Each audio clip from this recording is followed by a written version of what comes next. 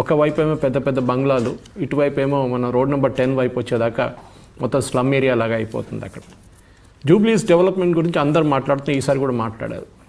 అక్కడ ఒక major portion minority vote bank, specifically ముస్లిం vote bank. ఈ ముస్లిం ఓట్ బ్యాంక్ని ఎప్పటి నుంచో వీళ్ళందరూ చూసుకుంటూ వస్తున్నారు. దీనికన్నా ముందు కూడా చూసాం మనం, బీఆర్ఎస్ వాళ్ళు పోటీ చేస్తున్నాం, మాగంటి గారు అక్కడ నుంచి 2 సార్లు గెలిచారు. అప్పుడు మైనారిటీ ఓట్ బ్యాంక్ మీద గెలిచారు. ఎందుకంటే ముస్లిం ఓట్ బ్యాంక్ బీఆర్ఎస్ వాళ్ళు ఆ టైంలో చాలా బాగా హ్యాండిల్ చేసుకున్నారు. అది ఎంఐఎంతో చేసుకున్నారా, లేకుంటే అజరుద్దీన్ ఒకసారి పోటీ చేసిన ఓడిపోయిన తర్వాత కాంగ్రెస్ వైపు నుంచి మన ఓట్లు పోయినాయి మనకు తెలియదు. కానీ ఈసారి కూడా మనం చూసాం, లాస్ట్ మినిట్ అంటే ఒక 10 రోజుల ముందు అజరుద్దీన్ని క్యాబినెట్లో తీసుకున్నారు. ఇప్పుడు దాకా అసలు ముస్లిం మినిస్టర్ లేరు అని క్యాబినెట్లో ఎప్పుడు తెలియలేదా రేవంత్ రెడ్డి గారికి? సడన్గా ఆయనకు ఒక ఏం చెప్తారు రెవల్యూషన్ వచ్చిందా తెలియట్లేదు. సో డెఫినెట్గా అజరుద్దీన్ తీసుకున్నారు. ఎంఐఎం వాళ్ళు క్యాండిడేట్ పెట్టలేదు. 2 చూడాలి మనం. ఇదే ఎంఐఎం బీహార్లో కాంగ్రెస్ని విపరీతంగా తిడుతున్నారు. మనం చూసాం అక్కడ మహాగఠబంధన్ అంటే ఆర్జేడీ ప్లస్ కాంగ్రెస్ని వాళ్ళు ముస్లిం ఓట్ బ్యాంక్ కోసం సీమాంచల్ రీజన్లో చాలా హోరావరిగా పోటీ నడుస్తుంది అక్కడ. కానీ జూబ్లీ హిల్స్లో బీజేపీ ఎందుకు 3వ స్థానానికి వెళ్ళింది? అది పెద్ద ఒక రెవల్యూషన్. ఎందుకంటే నేను కొన్ని రోజుల ముందు కిషన్ రెడ్డి గారిని ఇంటర్వ్యూ చేశాను. అప్పుడు ఆయన చాలా కాన్ఫిడెంట్గా ఉన్నారు. కానీ ఒకటే పాయింట్ ఉండే, అక్కడ క్యాండిడేట్ సెలెక్షన్ కరెక్ట్ జరిగిందా లేదా అనేది ఒకటి. ఎందుకంటే మనం చూసాం, దీనికన్నా ముందు కూడా పోటీ చేసిన క్యాండిడేట్ అక్కడ ఉన్నారు కదా, మళ్ళీ ఈసారి కూడా అదే క్యాండిడేట్ రిపీట్ చేస్తున్నారా అని ఒక డౌట్ వచ్చింది. అక్కడ ఇంకొక లేడీ క్యాండిడేట్ని పెడితే మీకు బహుశా ఒక డిఫరెంట్ రిజల్ట్ వస్తుందో ఏమో అని ఒక డౌట్ ఉండే.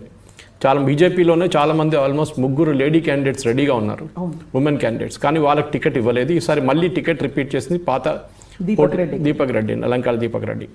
సో అది మేబీ ఒక ఫెటిక్ ఫ్యాక్టర్గా వచ్చిందా, ఎంతూజియాజం లేదా, అదొకటి చూడాల్సింది. ఎందుకంటే మనం చూస్తున్నాం బీజేపీలో కూడా సిటీలో ఉండి సీట్లు గెలవలేకపోతున్నారు. అసెంబ్లీకి లోక్సభకి వస్తున్నప్పుడు గెలుస్తున్నారు. చెవెల్లా గెలిచారు, విచ్ ఇస్ హాఫ్ శేర్లింగంపల్లి వైపు.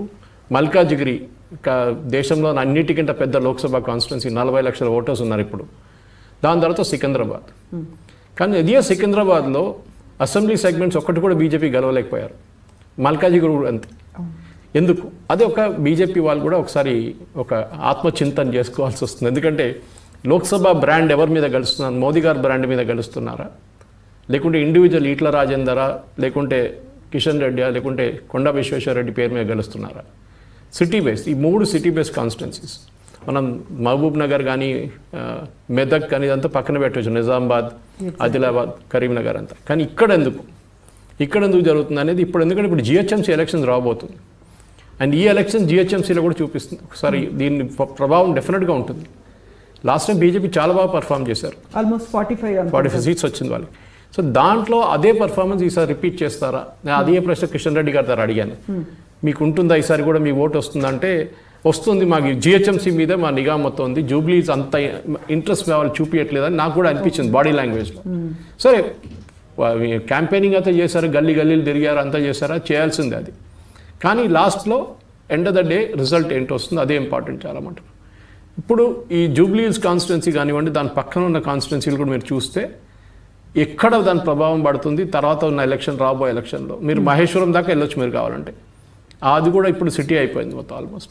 ఇటువైపు మీరు శేర్లింగంపల్లి చూడొచ్చు. శేర్లింగంపల్లి నుంచి కొంచెం ముందుకెళ్ళి ఆ కాన్స్టిట్యున్సీలు కూడా దీని కిందనే వస్తుంది. ఇటువైపు ఏమో మీరు వెళ్తే మల్కాజిగిరికి దాని కింద ఉన్న చిన్న కాన్స్టిట్యున్సీస్ ఉన్నాయి, అక్కడ కూడా దాని ప్రభావం పడుతుంది డెఫినెట్గా. మల్కాజిగిరి, మెడ్చల్ కానివ్వండి, మిగతా దాంట్లో.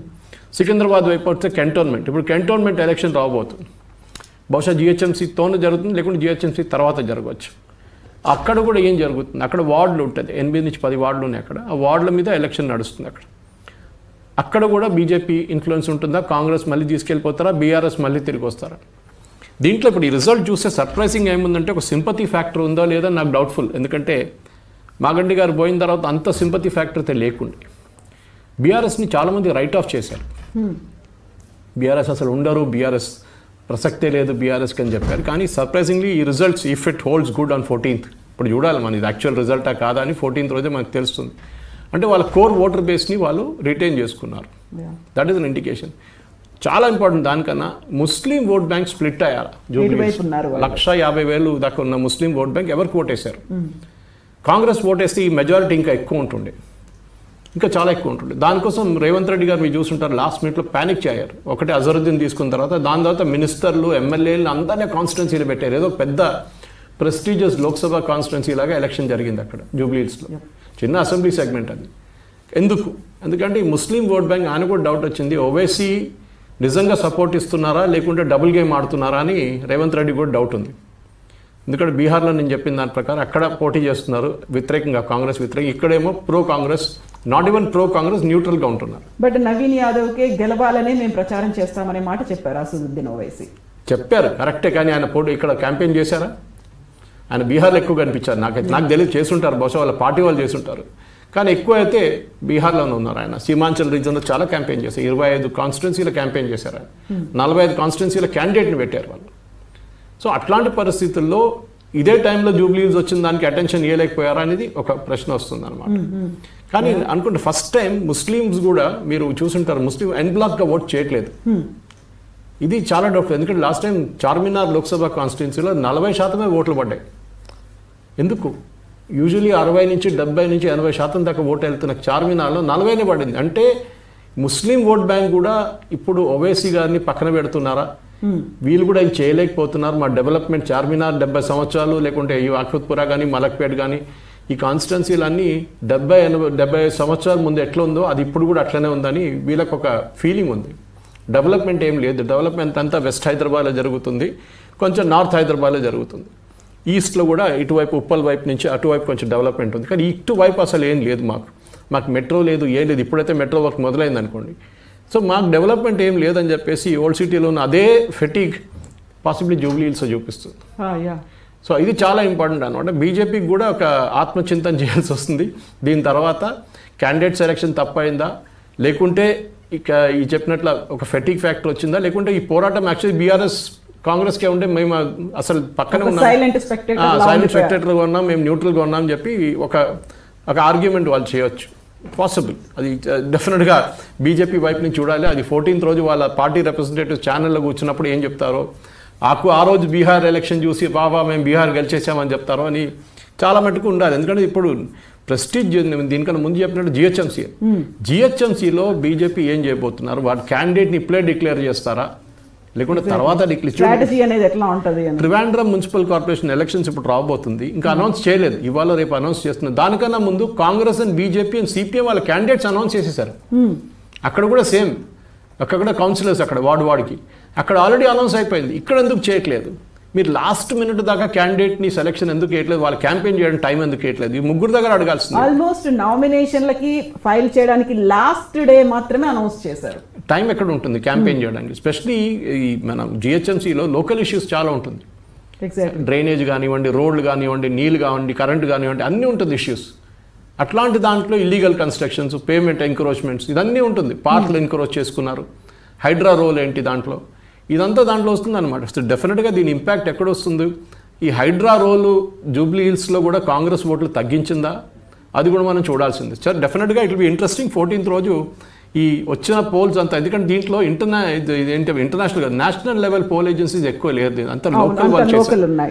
సో వాళ్ళ మెథడాలజీ ఏంటి, వాళ్ళ శాంపుల్ సైజ్ ఏంటి, ఇదంతా మనం they have not stated it openly. మీరు 1,00,000 మందిని కాంటాక్ట్ చేస్తారా, 50,000 మందిని కాంటాక్ట్ చేస్తారా, మీరు ఆఫ్లైన్ ఎంత ఆన్లైన్ ఎంత, ఇదంతా వాళ్ళు స్టేట్ చేయాలంటే చేయలేదు. చాలా మటుకు చాలా సైంటిఫిక్ మెథడ్స్ ఫాలో అయ్యారా లేదా అని ఎందుకంటే నాకు డౌట్ ఉంది. ఎందుకంటే వీళ్ళు ఏం చేస్తారంటే ఫస్ట్ 100 మందిని కలుస్తారు, 100 మందిని కలిసిన తర్వాత ఆ రిజల్ట్స్ని ఎక్స్ట్రాపోలేట్ చేస్తారు.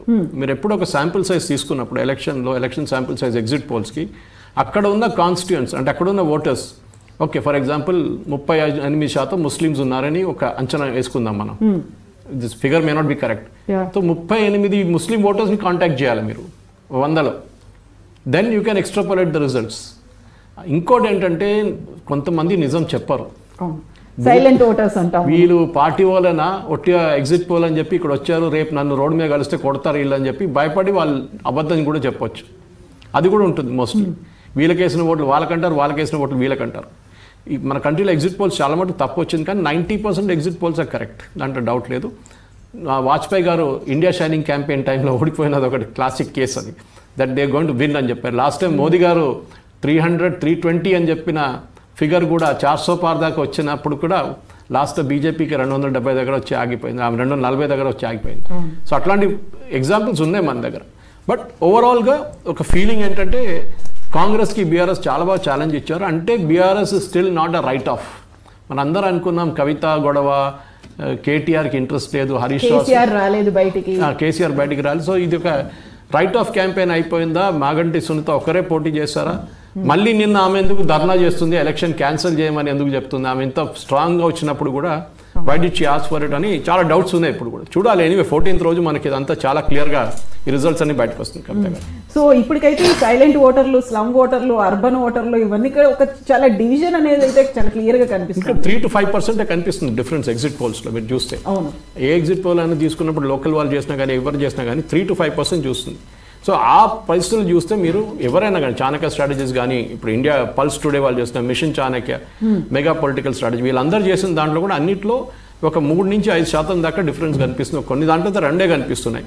సో ఇది బహుశా this is two close to call అంటారు ఇంగ్లీష్లో. ఎందుకంటే ఎప్పుడైనా ఎగ్జిట్ పోల్ ఇచ్చినప్పుడు ఒక మార్జిన్ ఆఫ్ ఎర్రర్ ఇస్తారు, +or -5%, +or -3%.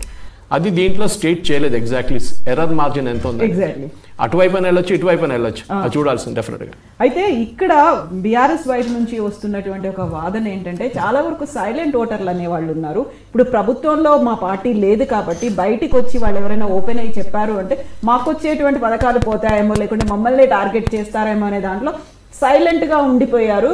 That is going to make a huge difference అనే మాట బీఆర్ఎస్ నుంచి ఉంది. కరెక్ట్, సైలెంట్ ఓటర్స్ ఉంటారు, ఎస్పెషల్లీ యంగ్ ఓటర్స్. వాళ్ళు ఎప్పుడు చెప్పారు ఎవరికి ఓటేశారు అనేది. కానీ ఈసారి మనం ఓటింగ్ పర్సంటేజ్ చూస్తే దాంట్లో యంగ్ ఓటర్స్ అని సపరేట్గా మన కేటగిరీ లేదు. అక్కడ మేల్ అండ్ ఫీమేల్ ఉంటుంది, కానీ యంగ్ ఓటర్స్ ఎప్పుడు చూపించారు సపరేట్గా ఎలక్షన్ రోల్స్.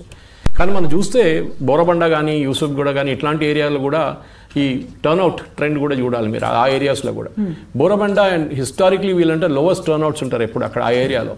సో ఈసారి కూడా అంతే కదా, ఈసారి కూడా జరిగిందా? కాదు, ఈసారి కూడా లో టర్న్అవుట్ వచ్చింది అక్కడ కూడా. ఎందుకు? అదొకటి. ఇంకోటి రెండోది, ముస్లిం మహిళలు ఎవరికి ఓటేశారు? ముందెట్లా ఉంటుందంటే ఇప్పుడు నార్త్ ఇండియా లాగా ఒక ముఖ్యంగా ఉంటారు విలేజ్కి, సర్పంచ్ ఒక పెద్ద చెప్తారు, ఆయన చెప్తారు ఇవి కాంగ్రెస్కి ఓటేయండి, బీజేపీకి ఓటేయండి అంటే మొత్తం విలేజ్ వెళ్ళి వాళ్ళకి ఓటేస్తారు. కానీ ఇప్పుడు మనం బీహార్లో చూస్తున్నాం, అక్కడ యూజువలీ వాళ్ళ ఫ్యామిలీలో ఉన్న మెన్ ఫోక్ అంటే మా మహిళలు వాళ్ళ పేరు వాళ్ళ హస్బెండ్ ఏం చెప్తారు అదే వింటారు వాళ్ళు. కానీ ఈసారి జరగట్లేదు అట్లా.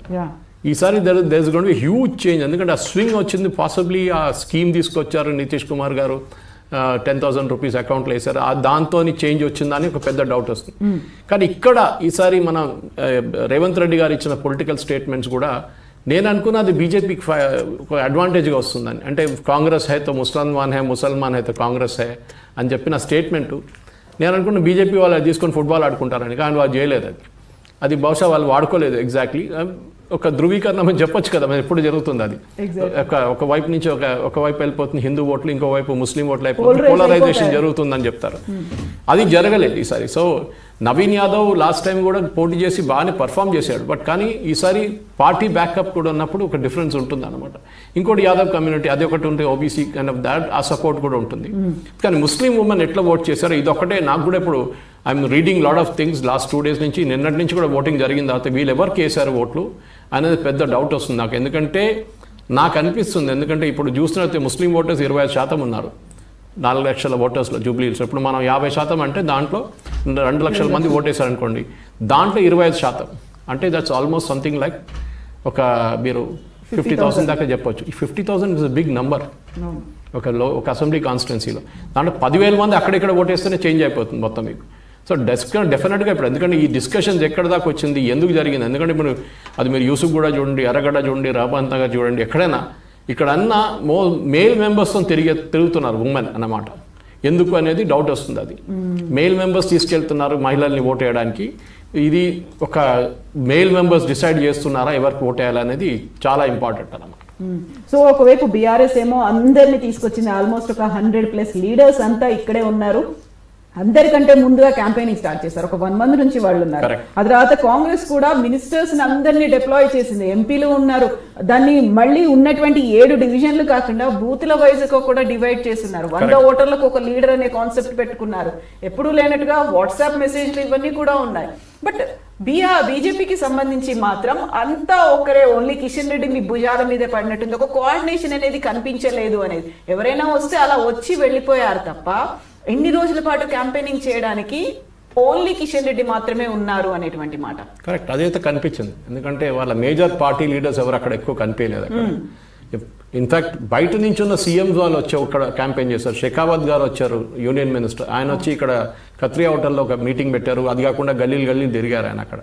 కానీ ఆయనతో కాదు కదా, లోకల్ ఇంపాక్ట్ చాలా ఇంపార్టెంట్ ఉంటుంది. ఫర్ ఎగ్జాంపుల్ మీరు ఎన్నో ఏరియాస్ తీసుకోండి, జూబ్లీహిల్స్లోని చాలా మటుకు స్లమ్ ఏరియాస్ ఉన్నాయి. అక్కడ ఏం చేశారు, పెద్ద పెద్ద బంగ్లాలు అక్కడ ఎవరైనా వెళ్ళారా, ఎవరికి తెలియదు, వాళ్ళు ఓటేశారా అది కూడా తెలియదు అనమాట. ఎందుకంటే మళ్ళీ తిరిగి ఎక్కడికి వస్తాం మనం, యూజువలీ ఓవర్ ఫ్లయింగ్ డ్రైనేజ్ కానివ్వండి, రోడ్లు బాగాలేదు కానివ్వండి, శానిటేషన్ ఇదే మెయిన్లీ ఉంటుంది అనమాట. దాన్ని ఇప్పుడు దాకా వీళ్ళు మార్చలేకపోతే మళ్ళీ నెక్స్ట్ ఎలక్షన్లో కూడా ఇదే మాట్లాడతారా, అది డౌట్ వస్తుందంట. సో డెఫినెట్గా ఈ ఎగ్జిట్ పోల్స్ ఇప్పుడు చూపిస్తుంది, దాన్ని చూస్తే డెఫినెట్ ఇదొక నాకు అనిపిస్తుంది it will be very very close fight. జూబ్లీహిల్స్లో ఎర్రర్ మార్జిన్ మీద ఉంటుంది, 3 to 5% అక్కడెక్కడ పోతే ఎక్కడికైనా ఎలక్షన్ వెళ్ళొచ్చు డెఫినెట్గా. సో ఇప్పుడు మనం బీహార్ గురించి మాట్లాడుకుంటే, బీహార్ అనగానే మొత్తం అంతా దేశమంతా ఎదురు చూసినట్టుంది ఏం జరుగుతుంది అనే దాంట్లో. బట్ అక్కడ కూడా క్లియర్ మ్యాండేట్ అనేది కంప్లీట్గా బీజేపీ వైపే ఉంది, ఎన్డీఏ వైపే ఉంది అనేది, మహాగఠబంధన్ అనేది లేదని. అండ్ ఇంట్రెస్టింగ్ థింగ్ ఏంటంటే అక్కడ 66.9% అనేది నమోదుంది. గతంలో ఎప్పుడు ఇంతలా కనిపించలేదు, అంత హై పర్సెంటేజ్ పోల్ పర్సెంటేజ్ అనేది రావడం. సో 243 స్థానాల్లో మ్యాజిక్ ఫిగర్ ఈస్ 122. ఆ మ్యాజిక్ ఫిగర్ ని ఎన్డీఏ క్రాస్ అవుతోంది, మహాగఠబంధన్ కంటే కూడా మచ్ ఎహెడ్ ఉంది అనేది. అండ్ ప్రశాంత్ కిషోర్ స్టార్ట్ చేసినటువంటి జన్ సురాజ్ పార్టీ అసలు ఎలాంటి పోటీని చూపించలేదు, ఆల్మోస్ట్ అన్ని స్థానాల్లోనూ పోతోంది అనేది కేవలం టైమ్స్ నౌ చేసినటువంటి ఒక సర్వేలో మాత్రమే జన్ సురాజ్ పార్టీకి 2 స్థానాలు ఇచ్చారు. యాక్చువల్గా బీహార్ కి సంబంధించి చూస్తే ఎలా ఉన్నాయి, పీపుల్ పల్స్ ఎన్డీఏకి 133 నుంచి 159 ఇచ్చింది, మహాగఠబంధన్ కి 75 నుంచి 101 ఇచ్చింది, జన్ సురాజ్ కి 0 నుంచి 5% ఉంది, 5 ఉన్నాయి సీట్లు, ఇతరులు 2 నుంచి 8 సీట్లు. దైనిక్ భాస్కర్ 145 నుంచి 160 ఎన్డీఏకి ఇస్తే, మహాగఠబంధన్ కి 73 నుంచి 91, జన్ సురాజ్ కి 0, ఇతరులు కూడా 0 ఉన్నారు. మ్యాట్రిక్స్ ఎన్డీఏ 147 to 167 ఎన్డీఏకి ఇచ్చింది, మహాగఠబంధన్ 70 నుంచి 90 వరకు ఉన్నాయి, జన్ సురాజ్ కి 0, ఇతరులు 2 నుంచి 8 స్థానాలు. పీపుల్స్ ఇన్సైట్ ఎన్డీఏ 133 నుంచి 148, మహాగఠబంధన్ 87 నుంచి 102, జన్ సురాజ్ కి 0 ఉంది, ఇతరులు 3 to 6 అనేవి కనిపిస్తోంది. యాక్చువల్గా టైమ్స్ నౌ తప్ప ఎక్కడా కూడా ప్రశాంత్ కిషోర్ పార్టీకి అయితే ఇవ్వలేదు. సార్ జన్ సురాజ్ ప్రశాంత్ కిషోర్ అంటే తనే ఒక పెద్ద స్ట్రాటజిస్టు, సర్వేలు చేస్తారు, ఎలా ఎన్నికల్లో ఎదుర్కోవాలి అనేది బోల్డ్ అంత వ్యూహ రచన అనేది ఉంటుంది. పార్టీలన్నీ ఆయన హైర్ చేసుకుంటారు. మోదీ గారు రైట్ హ్యాండ్ ఉండే ఎగ్జాక్ట్లీ సీఎం ఉన్నప్పటి నుంచి, గుజరాత్ సీఎం ఉన్నప్పటి నుంచి 2014 క్యాంపెయిన్ నడిపించింది మొత్తం Prashant Kishor, citizens for accountable governance అని. తర్వాత ఆయన ఐపాక్ పెట్టుకున్నారు, కానీ దానికన్నా ముందు అదే ఉండే. నేను ఆయనతో వారణాసిలో I was there in the same building, campaign నడిపిస్తున్నాడు మోదీ గారిది. అదే బిల్డింగ్లో వాళ్ళు 3 ఫ్లోర్లు తీసుకున్నారు. మన citizens for accountable, Prashant Kishor కూడా అక్కడే ఉన్నారు ఆ టైంలో. చాయ్ పే చర్చ ఇట్లాంటి కాన్సెప్ట్ తీసుకొచ్చింది వీలే కంప్లీట్గా. దాని కాకుండా మన హోలోగ్రామ్ టెలికాస్ట్ మోదీ గారు 3Dలో చూపించారు, అది కూడా ప్రశాంత్ కిషోర్ స్ట్రాటజీ అది. సో డెఫినెట్గా ఆయన స్ట్రాటజిస్ట్గా బాగా పనిచేస్తారు, కానీ దాన్ని పొలిటికల్గా కన్వర్ట్ చేయడం చాలా డిఫికల్ట్. అదొక డిఫరెంట్ బాల్ గేమ్. సరే ఆయన తిరిగారు, మన జగన్ కానీ రాజశేఖర రెడ్డి గారు తిరిగినట్ల, రేవంత్ రెడ్డి గారు తిరిగినట్ల పల్లెటూరుకి అంతా వెళ్ళారు, అన్ని కాన్స్టిట్యున్సీస్ విజిట్ చేశారు, 243 తిరిగారు, కానీ దాని ఇంపాక్ట్ ఇంకా రాలేదు. ఇంపాక్ట్ ఎక్కడ జరుగుతుంది అనుకున్నారు, పట్నా సిటీ అనుకున్నారు. ఎందుకంటే అక్కడ ఎడ్యుకేటెడ్ యంగ్స్టర్స్ ఉంటారు, కానీ పట్నా సిటీలో ఓటింగ్ అన్నిటికంటే తక్కువ ఉండే. సో దానికోసం ఆయన మూడు కూడా కంప్లీట్గా పడిపోయింది. డెఫినెట్గా మీరు చెప్పినట్లు I don't think you will get even 1 seat, కానీ ఎక్కడో 3-5% ఓట్లు తీసుకెళ్ళిపోతారు. అది ఎవరు ఓట్లు అనేది, anti incumbency vote, Nitish Kumar వ్యతిరేకంగా ఉన్న ఓట్లు తీసుకెళ్ళిపోతారా, లేకుంటే బీజేపీకి వచ్చే మోదీ గారిది యంగ్ ఓటర్స్ని తీసుకెళ్ళిపోతారా, అది చూడాల్సింది ఎలక్షన్లో. కానీ మీరు చెప్పినట్లు దానికన్నా ముందు కవిత గారు చాలా ఇంపార్టెంట్ ఒక ఫ్యాక్టర్ ఏమిటంటే మహిళల ఓటు బీహార్లో చాలా ఇంపార్టెంట్. ఎందుకంటే ఇప్పుడు లేని చూడండి, మన ఫస్ట్ టైం సిన్స్ 1951 ఆల్మోస్ట్ మనం మాట్లాడుతూ 70 సంవత్సరాలు చెప్పొచ్చు. 70 సంవత్సరాల తర్వాత కూడా వాట్ యూఆర్ సీయింగ్ ఒక మహిళల ఓటర్లు అండ్ ఓటింగ్ పర్సంటేజ్ కూడా మనం చూసాం. టోటల్ ఓటింగ్ పర్సంటేజ్ ఈసారి 66.9. ఓకే, దట్ ఫైనల్ ఫిగర్ వచ్చేదాకా మీకు బహుశా అది 67 అయిపోతుంది. ఓకే, లాస్ట్ మినిట్ అడ్జస్ట్మెంట్స్ ఉంటుంది ఇంకా అక్కడిక్కడ. సో 66 అని పెట్టుకుంది, 66.9 అనగానే highest since 1951 and we are 2025 now. So మీరు అక్కడ 50 ప్లస్ ఇక్కడ 25, 75 years మీరు చూస్తున్నారు అనమాట.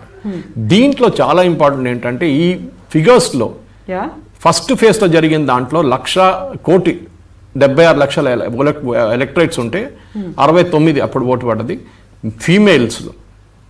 మేల్స్లో 61. అక్కడే మీకు ఒక ఆల్మోస్ట్ 7% గ్యాప్ వచ్చేసింది. సో ఫీమేల్ ఓట్ పర్సెంటేజ్ ఎక్కువ వస్తుంది. ఎందుకని వాళ్ళు అంత ఇంట్రెస్ట్ చూపించారు? ఒకటి మనం 2011 సర్వే తీసుకుంటే కవిత గారు 72 లక్షల మంది బీహారీలు అవుట్ సైడ్ బీహార్ ఉన్నారని చెప్పారు. మనం 2025లో ఉన్నాం.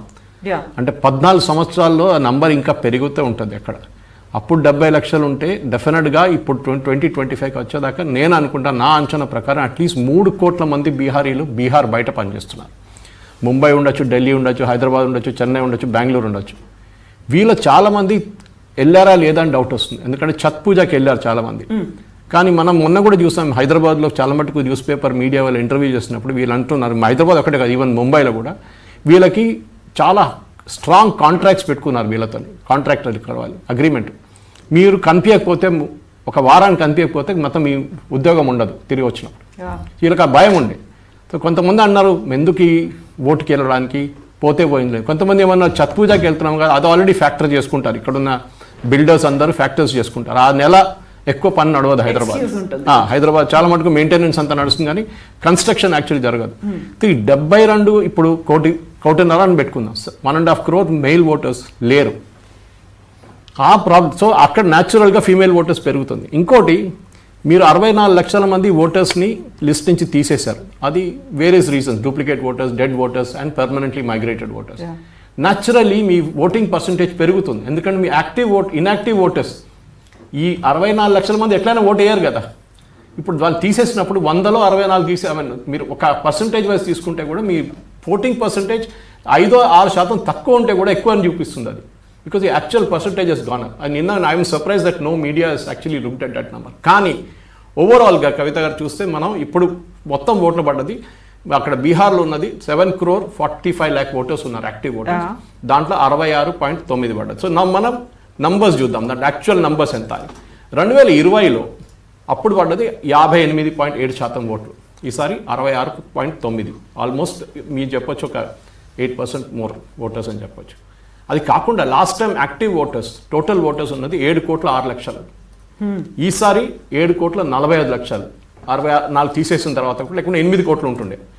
ఇప్పుడు 66.9, ఈసారి 66.9 పడ్డ. యాక్చువల్ లాస్ట్ టైం ఓటేసిన వాళ్ళు 4,14,00,000 మంది. ఈసారి ఓటేసిన 4,98,00,000. అంటే there is an increase of almost మీరు చెప్పొచ్చు ఒక 70 to 80 lakh voters extra voters వేసారు ఈసారి. అది చాలా పెద్ద నెంబర్. అది ఎవరికి పడ్డదే ఓట్లు, అది చాలా ఇంపార్టెంట్. దీంట్లో చాలామంది యంగ్స్టర్స్ ఉన్నారు హు క్రాస్డ్ 18 to 21. ఆ ఏజ్ గ్రూప్లో లాస్ట్ 5 సంవత్సరాలు యాడ్ అయిన ఓటర్లు ఈసారి ఇప్పుడు లాస్ట్ మినిట్ అడిషన్లో కూడా 24 లక్షల మంది యాడ్ చేశారు. 18 to 21 జూలై క్రాస్ చేసిన వాళ్ళు కూడా ఎవరికి ఓటేశారని చాలా ఇంపార్టెంట్ ఉంటుంది. అది యంగ్ ఐకాన్ అయిన రాహుల్ గాంధీకి వేసారా లేకుంటే old icon but young at heart మోదీకి వేసారని మనం చూడాల్సి వస్తుంది. ఇంకోటి ఏంటంటే మనం చూడాల్సి లాస్ట్ టైం 144 స్థానాల్లో పోటీ చేసిన రాష్ట్రీయ జనతాదళ్, మీరైతే ఎగ్జిట్ పోల్స్ చెప్పేశారు నంబర్స్. ఇప్పుడు 104 స్థానాల్లో పోటీ చేసిన రాష్ట్రీయ జనతాదళ్ 75 గెలుచుకున్నారు. Almost there strike rate has been 50%. అదే టైంలో బీజేపీ 110లో పోటీ చేస్తే 74 గెలిచారు, విచ్ ఇస్ ఎక్సలెంట్ వాళ్ళది. ఎందుకంటే 146లో 75, 110లో 74 గెలిచారు. వెరీ గుడ్ పర్సంటేజ్ వాళ్ళది. And but the total votes naturally ఎక్కువ ఉంటుంది ఆర్జేడీ, ఎందుకంటే వాళ్ళు ఎక్కువ నెంబర్ సీట్లో పోటీ చేశారు. జనతాదళ్ యూనైట్ లాస్ట్ టైం 28 సీట్లలో చిరాగ్ పాస్వాన్ వాళ్ళ పార్టీ వాళ్ళని ఇంపాక్ట్ చేశారు వాళ్ళ ఓట్ని. దానికోసం వాళ్ళ సీట్లు తగ్గింది. లాస్ట్ 115 సీట్లు బీజేపీకి ఎక్కువ సీట్లు పోటీ చేశారు, 5 సీట్లు. కానీ వాళ్ళకి వచ్చింది 43. బీజేపీకి 71, వీళ్ళకి 43. అక్కడ పెద్ద ఒక ఇంపాక్ట్ లాస్ట్ టైం జరిగింది. In fact they came runner up in 59 constituencies, second పొజిషన్లో వచ్చారు. కాంగ్రెస్ వాళ్ళ స్థితి చాలా దారుణంగా ఉంది. 70 పోటీ చేస్తే 19 గెలిచారు లాస్ట్ టైం. సో ఇదే స్ట్రైక్ రేషియో ఈసారి కూడా ఉన్నప్పటికే దానికోసం తేజస్వి యాదవ్ ఎక్కువ సీట్లు కాంగ్రెస్కి ఇవ్వలేదు. అడిగారు వాళ్ళు, మాకు 70 కావాలి 80 కావాలంటే మీకు ఇంతే ఇస్తాం తీసుకోండి, ఎందుకంటే strike ratio RJD is very good. కానీ కాంగ్రెస్ అంత బాగాలేదు. సో ఓవరాల్గా చూస్తే ఈసారి మన ఎగ్జిట్ పోల్స్ చూస్తే communist party of India, Marxist Leninist, last time వాళ్ళు 12 సీట్లు గెలిచారు, 12 సీట్స్. కానీ ఈసారి చూడండి బీహార్లో ఉన్న నక్సలైట్ ప్రోన్ ఏరియాస్లో కూడా ఈసారి ఓటింగ్ చాలా బాగా జరిగింది. సో బహుశా వాళ్ళ ఇంపాక్ట్ సిపిఐఎంఎల్ అంటే అందరికి తెలిసిందే, it's almost like a front for the Naxalites. వాళ్ళ ఇంపాక్ట్ అక్కడ తగ్గింది. దానికోసం ఇప్పుడు చూపిస్తున్న ఎగ్జిట్ పోల్లో 2 నుంచి 4 సీట్లు చూపిస్తున్నారు అదర్స్కి. ఎగ్జాక్ట్లీ ఉంటుంది. దాంట్లో ఎంఐఎం ఉన్నారు, మర్చిపోకండి. సీమాంచల్ రీజన్లో అసదుద్దీన్ ఓవైసీ చాలా యాక్టివ్గా క్యాంపెయిన్ చేశారు, 45 సీట్లు పోటీ చేస్తున్నారు ఆయన. అండ్ చూడండి ఆయన చేసిన క్యాంపెయిన్ వీడియోస్ చూడండి, ఎక్కడ బీజేపీని అటాక్ చేయలేదు. అక్కడక్కడ మోదీ గారు చెప్పారు 15 లక్షలు అది ఇదని చెప్పారు, కానీ అటాక్ ఎంజీబీ మహాగఠబంధన్ మీద చేశారు, అండ్ స్పెసిఫిక్లీ ఆర్జేడీ మీద. ఎందుకంటే బీఆర్ఎస్ కి బీజేపీకి బి టీమ్ లాగా ఏమైనా వర్క్ చేసింది, కానీ ఆయనకు తెలుసు ఆయన ఓట్లు బీజేపీకి ముస్లిం ఓట్లు పోవు, పోతే కాంగ్రెస్ పోతుంది, లేకుంటే ఆర్జేడీకి వెళ్తుంది. వాళ్ళని అటాక్ చేస్తే ఆ ముస్లిం ఓటు నేను గుంజుకోవాలి. లాస్ట్ టైం ఆయన కోపం ఏంటంటే 5 సీట్లు గెలిచిన తర్వాత వీళ్ళు 4 ఎమ్మెల్యేలు కొనుక్కున్నారు ఆర్జేడీ వాళ్ళు. ఆ కోపం ఒకటి ఉంది, దానికోసం ఆయన అలయన్స్లో కూడా వెళ్ళలేదు, ఈసారి సపరేట్గా పోటీ చేశారు. ఇంకోటి ప్లస్ పాయింట్ అంటే చిరాగ్ పాస్వాన్ ఎన్ని ఓట్లు తీసుకొస్తాడు, ఎంత పర్సెంటేజ్ ఓట్లు తీసుకొస్తాడు. ఎందుకంటే లోక్సభ ఎలక్షన్లో చాలా బాగా పర్ఫామ్ చేశారు చిరాగ్ పాస్వాన్ వాళ్ళ పార్టీ. అప్పుడు బీజేపీతో అలయన్స్, లాస్ట్ టైం ఇండిపెండెంట్గా అంటే not part of the alliance పోటీ చేసి నేను చెప్పినట్లు 25 కాన్స్టిట్యున్సీలో ఇంపాక్ట్ క్రియేట్ చేశారు, specially JDU constituency. Chirag Paswan ఓట్లు యాడ్ చేస్తే ఈసారి డెఫినెట్గా the impact will be there. And definitely మన చిన్న పార్టీలు చాలా ఉన్నాయి, మీరు చూస్తుంటారు. వికాస్శీల్ ఇన్సాన్ పార్టీ అని మహాగఠబంధన్లో, హిందుస్థాన్ ఆవామ్ మోర్చా అని చెప్పి బీజేపీ వైపు ఉన్నది. అట్లా లాస్ట్ టైం సిపిఎం కూడా 6 సీట్లు పోటీ చేస్తే 2 గెలిచారు అక్కడ, communist party of India. So వాళ్ళకు కూడా 2 సీట్లు 3 సీట్లు అక్కడ ఉన్నాయి. ఈవెన్ సిపిఎం 2 సీట్లు గెలిచారు. అంటే మొత్తం మీరు కమ్యూనిస్ట్ అలయన్స్ పెట్టుకుంటే 12 + 2 + 2 16 సీట్లు గెలిచారు వాళ్ళు, which is a big number in 243. ఎందుకంటే బీజేపీ అంటే NDA alliance and MGB alliance difference చూస్తే ఎక్కువ లేదు, కానీ 12 సీట్లు ఇస్ బిగ్ నంబర్. కానీ ఈసారి అది తగ్గి సిపిఎం సిపిఐకి సీట్లు రావనుకుంటాను. ఈసారి వస్తే కూడా సిపిఎంఎల్కి వస్తుంది, అది కూడా 2 నుంచి 4 సీట్లను చూపిస్తుంది. అది మనం చూడాల్సిందే డెఫినెట్గా. సో ఓవరాల్ పిక్చర్ చూస్తే yes it is going to be exciting. మనం 14 తారీఖు వెయిట్ చేయాల్సి వస్తుంది, ఏం జరగబోతుంది అక్కడ, ఎట్లాంటి ఓట్లు పడతాయి. ఎందుకంటే నా అంచనా ప్రకారం నా దాంట్లో ఉన్న హయ్యెస్ట్ సెకండ్ ఫేజ్ ఓటింగ్ జరిగింది సీమాంచల్ ఏరియాలో. Last time Seemanchal is Muslim area, మన అందరు తెలిసిందే. ఇట్స్ హార్డ్ కోర్ ముస్లిం. కిషన్గంజ్ కానివ్వండి, మీ దగ్గర పూర్ణియా కానివ్వండి, కతిహార్ అండ్ అరియా ఈ ఏరియాస్లో కూడా ముస్లిం ఓట్స్ చాలా ఉన్నాయి. కానీ లాస్ట్ అక్కడ కూడా బీజేపీకి ఓట్స్ వచ్చినాయి అక్కడ, which is a surprising thing. అది ఓవైసీ ఓట్లు తీసుకెళ్ళిపోయారా అన్న పడిందని నాకు కూడా డౌట్ వస్తుంది. ఈసారి కూడా అదే బహుశా జరగవచ్చు అక్కడ. Spoil sport B team of BJP అనేది it possibly there. I think we have covered overall in Lok Sabha. కానీ లాస్ట్ టైం లోక్సభ పోల్స్లో మీరు లోక్సభ దాన్ని తీసి ఎక్స్ట్రాపోలేట్ చేస్తే లోక్సభలో అదే అసెంబ్లీ సెగ్మెంట్స్ లాస్ట్ టైం 159 నుంచి 162 సీట్లు ఎన్డీఏకి వచ్చింది. But you can see always argument, అక్కడ బ్రాండ్ మోదీ ఉంది, ఇక్కడ brand Tejashwi versus brand Nitish. కానీ ఆ ఎక్స్ట్రాపోలేషన్లో కూడా అదే రిపీట్ అయినట్లుంది ఈసారి. మోదీ గారు చాలా ఎక్స్టెన్సివ్గా క్యాంపెయిన్ చేశారు బీహార్లో, బహుశా ఆయన ఇంకా ఏ స్టేట్లో ఇంత క్యాంపెయిన్ చేయలేదు ఆయన. సో ఆ ఇంపాక్ట్ చూపిస్తుంది. అండ్ లోక్సభ 2024 అదే రిజల్ట్స్ ఇప్పుడు 2025 అసెంబ్లీలో కూడా రిపీట్ అవుతూ ఉంటుంది. అదే కనిపిస్తుంది నాకైతే మోస్ట్లీ. ఇంకోటి అంటే అఫ్కోర్స్ ఉమెన్ ఓటర్స్ తక్కువ ఉన్నారు బీహార్లో, 42.33 లక్షలు తక్కువ ఉన్నారు. కానీ ఓటింగ్ వచ్చేదాకా వాళ్ళు 4% ఎక్కువ. లాస్ట్ టైం కూడా అంతే. Last time there voting percentage was more. Maybe the men folk are missing.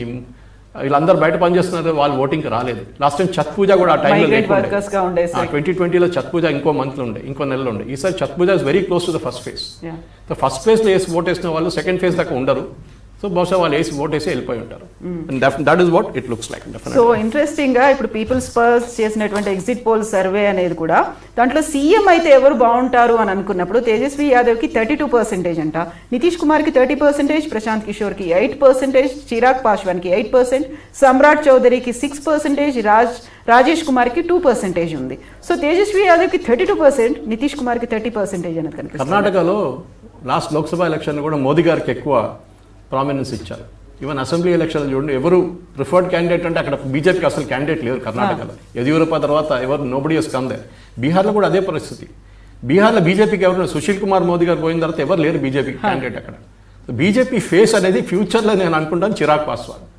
ఎందుకంటే మన దగ్గర పవన్ కళ్యాణ్ లాగానే మోస్ట్ లాయల్ టు మోదీ అనేది ఇక్కడ పవన్ కళ్యాణ్, అక్కడేమో చిరాగ్ పాస్వాన్. నిన్న కూడా చెప్పారు I love him so much అని.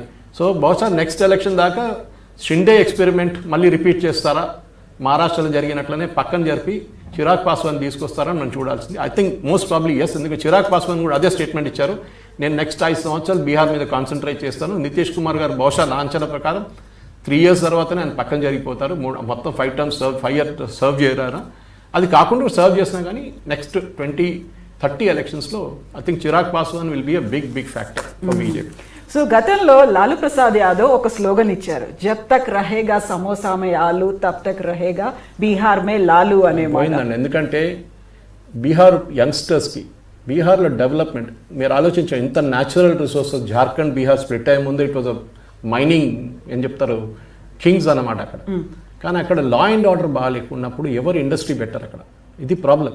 మీరు యూపీలో కూడా చూడండి, దీనికన్నా ముందు నోయిడాలో నేనైతే అక్కడ ముందు నా ప్రీవియస్ ఆర్గనైజేషన్లో పనిచేస్తున్నాడు, అక్కడ వెళ్తే గెస్ట్ హౌస్ నుంచి బయటికి వెళ్ళకూడదని వాచ్మెన్ చెప్తారు 6 గంటల తర్వాత. అంత law and order was so bad. మీరు బయటికి వెళ్ళండి సార్, వద్దు సార్ ఇక్కడే నేను డిన్నర్ సర్వ్ చేస్తాను, మీరు బయటికి వెళ్ళకండి. ఆ పరిస్థితి నుంచి ఎక్కడ దాకా వచ్చారు. So law and order stable అయినప్పుడు బీహార్లో డెఫినెట్గా ప్రైవేట్ సెక్టర్ వస్తారు. అక్కడ ఇన్ఫ్రాస్ట్రక్చర్ ఇంప్రూవ్ అయ్యి ఇంటర్నేషనల్ స్కూల్స్ కానీ మిగతా అన్నీ వస్తారు. ఇదే బీహార్లోనే జంషేద్పూర్ ఉంది కదండి, మీరు చెప్పొచ్చు కదా. So why not development? ఇదే జార్ఖండ్ బీహార్ కలిసినప్పుడు జంషేద్పూర్ అక్కడే ఉండే కదా. సో వై నాట్ నా డెవలప్మెంట్? ఇది ఒక క్వశ్చన్ మన అందరూ అడగాల్సింది. ఆ డెవలప్మెంట్ వస్తేనే డెఫినెట్గా బీహార్కి ప్రైవేట్ సెక్టర్ ఎంప్లాయ్మెంట్ వస్తుంది, దాంతోపాటు డెఫినెట్గా ఇండస్ట్రీస్ వస్తాయి. ఎందుకంటే మీకు పిల్లల్ని మీరు స్కూల్ పంపారంటే భయపడతారు, మీరు బయటికి వెళ్తే అక్కడ బీహార్లో కిడ్నాపింగ్ ఒక కాటేజ్ ఇండస్ట్రీ అక్కడ. అది అట్లాంటి పరిస్థితి నుంచి ఆ లా అండ్ ఆర్డర్ బయటపడితే జంగల్ రాజ్ అని మాట్లాడుతూ ఉంటారు చూడండి, ఆ జంగల్ రాజ్ని ఫినిష్ చేస్తేనే ప్రైవేట్ సెక్టర్ ఇన్వెస్ట్మెంట్ వస్తుంది. ఇవాళ కూడా పొద్దున్న చూశాను ఇంటర్వ్యూలు నేను కొంతమంది యంగ్స్టర్స్ దగ్గర, వాళ్ళందరూ ఇదే అంటున్నారు, మాకు గవర్నమెంట్ ఉద్యోగం వద్దు, నాకు తెలుసు చాలా టఫ్, అట్లీస్ట్ ప్రైవేట్ సెక్టర్ ఉద్యోగం ఇవ్వండి. ముంబై లాగా, పూణే లాగా, లేకుంటే గుర్గావ్ లాగా, లేకుంటే నోయిడా లాగా మాకు ఉద్యోగం ఇవ్వండి, మేము ఇక్కడే ఉంటాం అంటున్నారు. That is a very big question. Bihar వాళ్ళు బయటకు ఎందుకు పనిచేయాలి, ఎందుకు? దిస్ ఇస్ అడగాల్సిన అక్కడున్న పొలిటీషియన్స్కి ఒక పెద్ద question. Yes, thank you so much sir. యాక్చువల్గా సర్వేస్ అనేవి ఒకటి చెప్పాయి, ఆ తర్వాత ఎగ్జిట్ పోల్స్ ఇంకో రకంగా ఉన్నాయి, ఎగ్జాక్ట్ పోల్ ఏమవుతోంది, అటు బై ఎలక్షన్ జూబ్లీహిల్స్కి సంబంధించి బీహార్తో పాటుగా ఏం జరగబోతోంది, November 14th తెలియబోతోంది. కొన్ని గంటలు మాత్రమే మిగిలాయి, కాకపోతే ఆ టెన్షన్ మాత్రం కంటిన్యూ అవుతూనే ఉంది. One small correction, splitting of the state happen ఒక 10 సంవత్సరాల ముందు జరిగినప్పుడు వాజ్పేయి గారు రా నుంచి మొదలైంది. అది జార్ఖండ్లోనే జంషేద్పూర్ ఉన్నప్పుడు బీహార్లో ఎందుకు ఇంకో జంషేద్పూర్ రాలేదు? ఎగ్జాక్ట్లీ, మాకంటూ ఉండాలి కదా, అది ఉండాలి కదా. సో ఆ పాత బీహార్ కానీ కొత్త బీహార్లోనే పెద్ద ఇండస్ట్రీస్ రాకుండా కవిత గారు, I don't think there is a future for Bihar. అది జరుగుతూనే next 5 years is very crucial for Nitish Kumar. Otherwise అక్కడ ఉన్నటువంటి మైగ్రేషన్ వర్క్ మైగ్రేట్ అవుతూనే ఉంటారు, అక్కడ ఫెసిలిటీస్ కావచ్చు, డెవలప్మెంట్ కావచ్చు, అలాగే ఉంటుంది. Yes, thank you so much sir. So November 14th ఏం జరగబోతోంది, November 14th చూద్దాం. యాక్చువల్గా ఎగ్జాక్ట్ పోల్ అనేది ఎలా ఉంది, పబ్లిక్ పల్స్ మూడ్ అనేది ఎలా ఉంది, ట్రెండ్స్ నిజంగానే ఒరిజినల్గా ఉన్నాయా లేకపోతే సైలెంట్ ఓటర్స్ ఎలాంటి ప్రభావం చూపించారు? Stay tuned, we'll see you on November 14th.